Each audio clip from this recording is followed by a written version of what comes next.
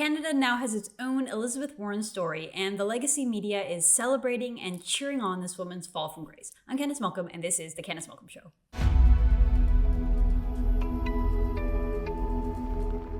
Hi everyone, thank you so much for tuning in. I hope everyone out there had a wonderful weekend, and welcome to the Candice Malcolm Show. Thank you for tuning in. I want to talk today about this story over at the CBC. So CBC released this investigative report at the end of October, and it really created quite a stir. Everyone's talking about it online. So many other reporters in the country and journalists are talking about it, celebrating and cheering this piece of investigative work, saying that it is one of the most thorough, one of the best pieces of research investigative reports out there. And I just have to say I disagree. I find that, look, I'm a journalist. I love good journalism. I love a good investigative piece, regardless of the angle or the political persuasion of the person writing it. There's nothing better than a very thorough, well-researched, well-written report that exposes something, that digs into something, that shows something that is off, that exposes either some kind of a corruption or something that's flawed, some kind of a cover-up. There's nothing better than good investigative journalism. And while I agree that this piece that I'm about to talk about today is incredibly thorough, they've obviously done very painstaking effort to expose what they're trying to expose, just to take a step back and to just say, okay, we now live in a society, we live in a world in 2021 in Canada where a person's race, a person's DNA, their family lineage, the immigration patterns of their great-great-grandparents, and their DNA, their personal DNA is now open season in terms of public scrutiny. So we can now have the state broadcaster, the publicly funded, government-funded journalists in Canada spending their time exposing the DNA and the race of a high-profile person. I just find that just on a societal level incredibly sad, creepy and sad. That this is now where we live, that this is where the progressive left have taken us. The progressive left who claims that they are the ones that are best suited to help us heal and help us as a society become more fair, have more opportunity, have more equality of opportunity in terms of people from different backgrounds. And they're the ones that can lead the charge with regards to reconciliation.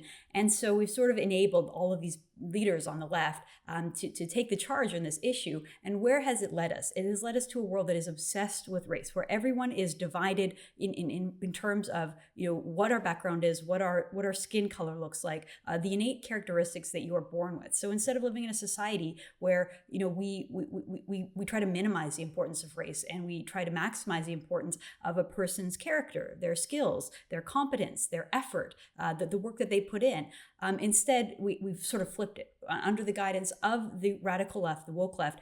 Race matters, skin color matters, what your family lineage is, in some cases is more important than all of those other things. It's sort of a sad reflection on where we are and where we've been led to.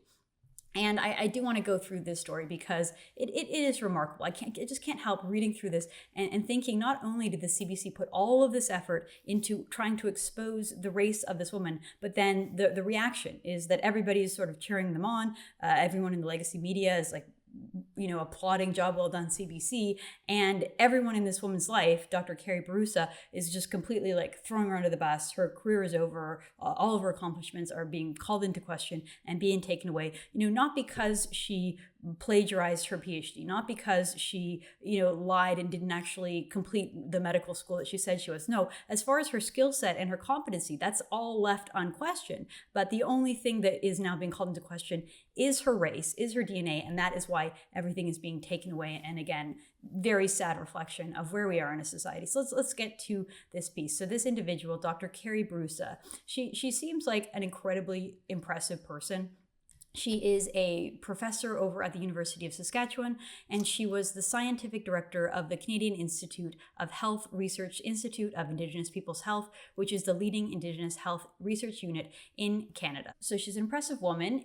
And according to her own story, she came from a very, very dysfunctional background. She kind of has a rags to riches story. She grew up in a dysfunctional family in the inner city, in a very sort of rough neighborhood. She was surrounded by addiction, violence, and she claims racism. And so she tells the story. She did a TEDx talk back in 2019 where she talked about her own personal story. So part of the story that we're being told here is that, maybe when she was a young researcher, when she was working on her PhD, going to grad school, she identified as Métis, and she benefited from that, right? She was given extra opportunities, more scholarships, more bursaries. There's a lot of programming in Canada dedicated towards helping First Nations people who want to, advance their education and have more opportunities available. So she was obviously the beneficiary of this with a Métis identity. And then as she sort of got more advanced in her career, she sort of started embellishing more and more. And so she started identifying as being from different tribes that she had never claimed before. And even the way that she looked, the way that she dressed, she started wearing more sort of traditional First Nations clothing, which I guess was part of the reason that led the CBC to this story, to this investigation. So she did a TEDx talk where she said, "My name is Morning Star Bear." She said, choking up, "I'm just going to say it, I'm emotional. The crowd applauded and cheered.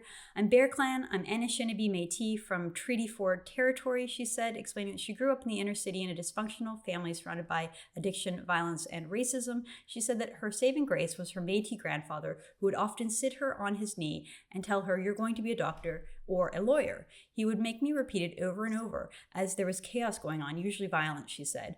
And why would he make me say that? Because there was nobody in my family who had ever gone past grade 8. And so as this report details, and it is incredibly long and thorough, so it goes on to say that she began claiming new heritage. She said that she was a descendant of the Tlingit, a small group of Indigenous people from Yukon and British Columbia. So the premise here is that we learn that she's probably not actually First Nation. She probably doesn't have a Métis grandfather. So what happened was her sister, she has a sister as well, who also claimed to be Métis, who also sort of benefited from the scholarships and the bursaries and all these things because she was Métis. So both sisters seemed to genuinely believe that they were Métis. So her sister and her sister's husband decide in 2014 that they're going to go and take genealogy tests. This was when the sort of 23andMe fad first started, where you can go and you can give a saliva sample and you can get your genealogy records. You can learn them. My husband and I did it. It's really fun and really interesting. So apparently when her sister did it, she learned that she wasn't First Nations at all. All of her relatives were from Eastern European. It seems that perhaps these genealogical records had been leaked to this reporter at the CBC, who then went through and tried to create like this big family tree and log all of the immigration patterns of all of her various ancestors to prove that she's none of these things. She's not Métis. She's not a descendant of First Nations tribes in Yukon and the British Columbia. That is all sort of just an invention of her imagination. And so it seems like at that point in her life, in 2014, when her sister said, "Look, it doesn't seem like we're actually First Nations," her sister turned away from the identity. It seemed at that point that Dr. Bourassa sort of leaned into it and sort of said, "No, I don't believe the evidence. I'm going to keep going with this," and kind of went further and further into it, obviously to the benefit of her career, because she was celebrated and she rose to great prominence with this identity. So then again, we have the CBC going through and trying to track down all of her ancestors, again, just to prove that she was not actually First Nations, that she is from Eastern European. When she was finally sort of caught and it said, "Look, we have the genealogical evidence. It shows that you're not First Nations, you're not Métis." Then Dr. Bourassa sort of changed her story and said, "Well, I've been adopted into these communities. I was adopted into them in my 20s and then some later in life." And so her story kind of shifted from her being born First Nations to her being adopted into this family. And basically now, again, this woman's been thrown under the bus. The university has backed away. And again, it doesn't look good for Dr. Carrie Bourassa. It looks like a lot of her awards are going to be taken away, a lot of her positions. But just to take a step back at this report, I mean, it's pretty wild. It's pretty wild. They have tracked down her entire family history. They have photos of family members from the early 1930s, just to say that, look, these people were not First Nations. They are clearly from Eastern European, and here is the evidence. I've never seen anything like this. I've in all of my years reading the news, watching reports, I've never seen a takedown like this. Like, if you compare it to the Elizabeth Warren story. So Elizabeth Warren kind of had a similar story in that she believed that she was part of the Cherokee Nation and she would use that identity.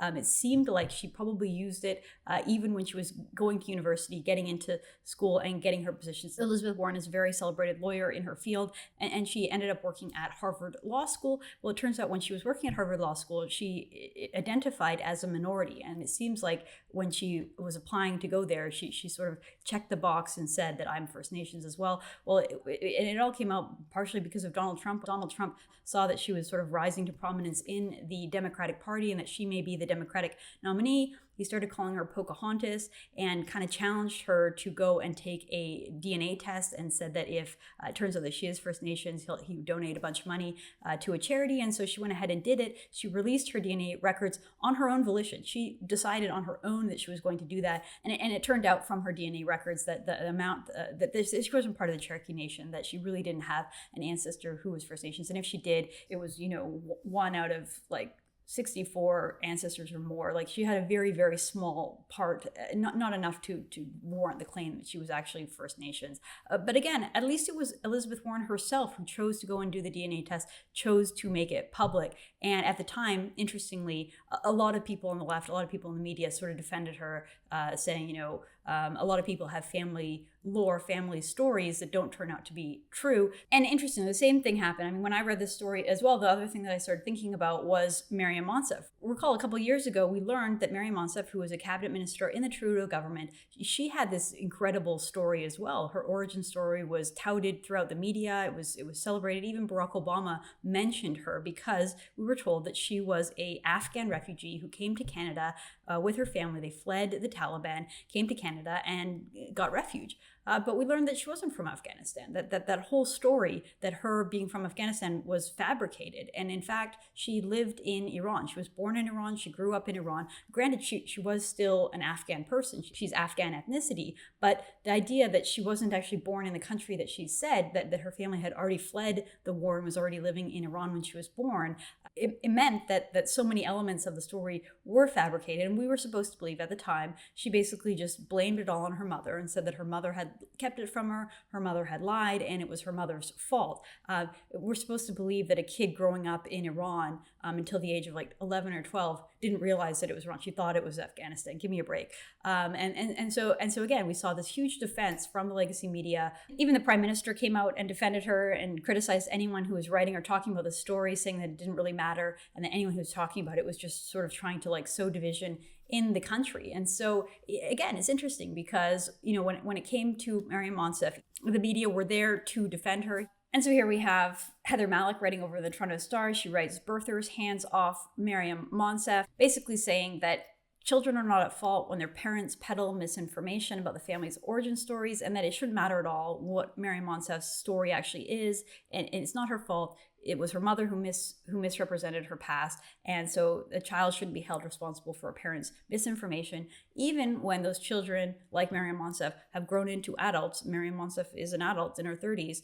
It's still not her fault, even though she's peddling this false origin story for personal advancement. So interesting how the tables have now turned. If you look at how the Toronto Star is reporting on this story about Dr. Carrie Bourassa, it's pretty disturbing. Again, like basically they're calling for more investigations. They're calling for groups like universities and other institutions to stamp down Indigenous identity fraud. So what they want people to launch their own investigative reports into people's heritage, people's race, people's background. Here is an op-ed over in the Globe and Mail. The Carrie Bourassa story is yet another example of a kind of cultural Munchausen syndrome. Munchausen syndrome is when you believe you're sick or you pretend to be sick to get more sympathy and more attention from others. And so he's saying this is an example of it. Really just a sneering piece of writing here. He says, "For the longest time, Bourassa told the world her ancestry was Métis, but since reports questioning those claims, she has been unable to verify her ancestry. Now relieved of her high-profile position, she can spend all of her time jigging, beating, and carving totem poles." Real nice. Globe and Mail. National Post similarly just called her a fanciful white woman. So you do see this sort of sneering from the media. And what I think is the absolute worst is this idea that we should have investigations into people's races to make sure that they are who they say they are. Look, I'm not defending this woman. I think it's wrong to lie. It's wrong to embellish your past. It's wrong to pretend you are someone who you're not. I do believe, though, the fact that both her and her sister both once claimed to be Métis seems that there was some genuine confusion on her part about her family history. It's the case with so many people across Western Canada. I mean, we only know our own family heritage based on the stories that our parents tell us, the stories that we hear from our families. And so if there is sort of folklore that's mixed in with family history, it's hard for someone to know and tell so many people in Western Canada do have a First Nation relative, people who don't identify as First Nations at all. They might have one grandparent or one great grandparent who is part of a tribe or who is status Native. And again, it's hard as a society, like that we all should supposed to be bookkeeping and keeping track of all of our relatives and all of our race. Here we are as a society under the guidance of the radical left. They care more about race than anything else. And because of it, this is identity politics. It divides us up based on a race. It pits us against each other.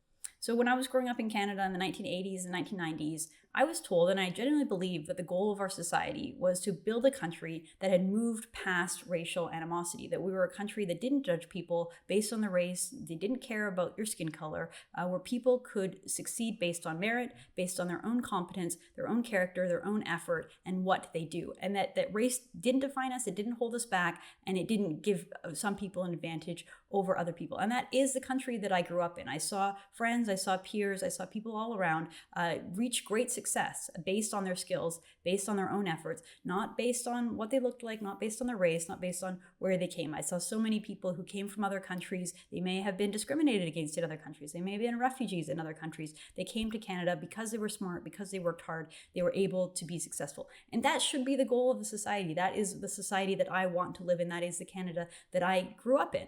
But sadly, I think that this story, the story of Dr. Carrie Bourassa, and the way that the media, just the very fact that the CBC did this investigation in the first place, the way that they did it, and the way that everyone is sort of cheering on the demise of this woman, it clearly shows that this goal of a society that doesn't care about race, that's no longer the goal of our society. Instead, we are a society that is obsessed with race, and it is not looking good. It is not pretty. This is where the woke left has taken us. I'm Candice Malcolm, and this is the Candice Malcolm Show.